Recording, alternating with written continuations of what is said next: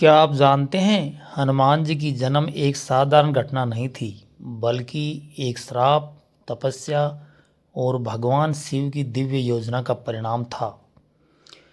नमस्कार दोस्तों, आप देख रहे हैं न्यू रॉयल कहानियाँ। त्रेता युग से भी पहले स्वर्ग में देवराज इंद्र का दरबार सजा हुआ था।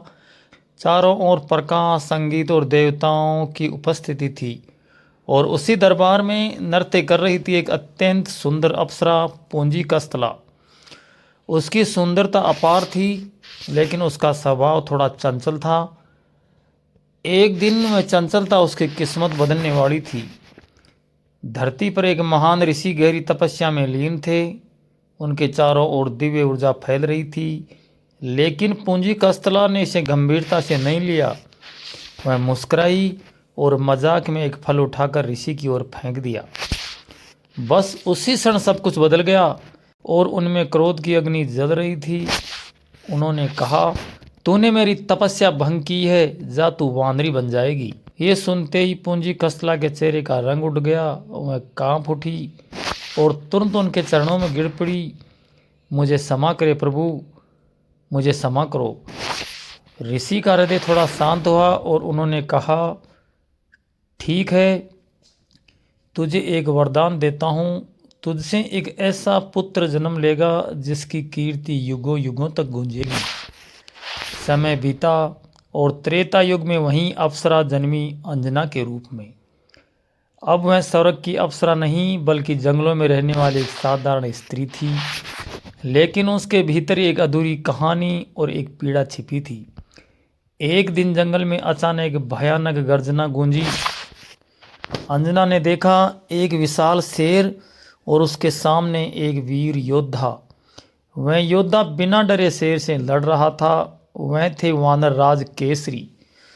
उसकी वीरता देखकर अंजना के मन में एक अलग ही भावना जाग उठी। और जैसे ही केसरी की नज़र अंजना पर पड़ी, श्राप सक्रिय हो गया और अंजना का चेहरा एक वानर में बदल गया। वह घबरा गई और रोने लगी। लेकिन केसरी ने मुस्कुरा कर कहा, रूप नहीं, हृदय देखता हूँ मैं। यही शब्द उनके प्रेम की शुरुआत बने। कुछ समय बाद दोनों का विवाह हुआ, लेकिन उनके जीवन में एक कमी थी कि उन दोनों के कोई संतान नहीं थी। अंजना हर रात भगवान की प्रार्थना करती, रोती और सोचती, क्या उसे कभी माँ बनने का मौका मिलेगा। एक दिन उसने निश्चय किया कि वह कठोर तपस्या करेगी और वो एक जंगल की तरफ चली गई। वह जंगल के एक शांत स्थान पर बैठ गई। और दिन बीतते गए, महीने बीत गए और साल बीते बीते 12 साल बीत गए। 12 वर्षों तक उनके केवल वायु पर जीवित रहकर तप किया। उसका शरीर कमज़ोर हो गया, लेकिन उसकी आत्मा पहले से भी अधिक शक्तिशाली हो गई। तभी एक दिन तेज हवा चली और उस हवा में एक दिव्य शक्ति प्रकट हुई। वह थे पवन देव। उन्होंने कहा, अंजना, तुम्हारी तपस्या से मैं प्रसन्न हूँ। तुम्हें एक ऐसा पुत्र मिलेगा जो अपार शक्ति और तेज का स्वामी होगा। अंजना की आंखों में खुशी के आंसू आ गए, लेकिन उनकी तपस्या यहीं समाप्त नहीं हुई। अब उसने भगवान शिव की आराधना शुरू की। दिन रात एकाग्र होकर पूरी भक्ति के साथ उन्हें भगवान शिव की आराधना की। एक दिन आकाश में एक दिव्य प्रकाश उतरा और भगवान शिव प्रकट हुए। उन्होंने कहा, मांगो अंजना, क्या चाहती हो। अंजना हाथ जोड़कर कहा, प्रभु, मुझे आपका अंश चाहिए, एक पुत्र के रूप में। मैं ये चाहती हूँ कि आप मेरे पुत्र के रूप में जन्म लो। भगवान शिव मुस्कुराए और बोले, तथास्तु। उसी समय अयोध्या में एक घटना घट रही थी। राजा दशरथ पुत्र प्राप्ति के लिए यज्ञ कर रहे थे। यज्ञ पूर्ण हुआ और अग्निदेव प्रकट हुए। अग्निदेव ने राजा दशरथ को एक खीर का पात्र दिया। राजा दशरथ ने वह खीर अपनी रानियों में बांट दी, लेकिन नियति को कुछ और ही मंजूर था।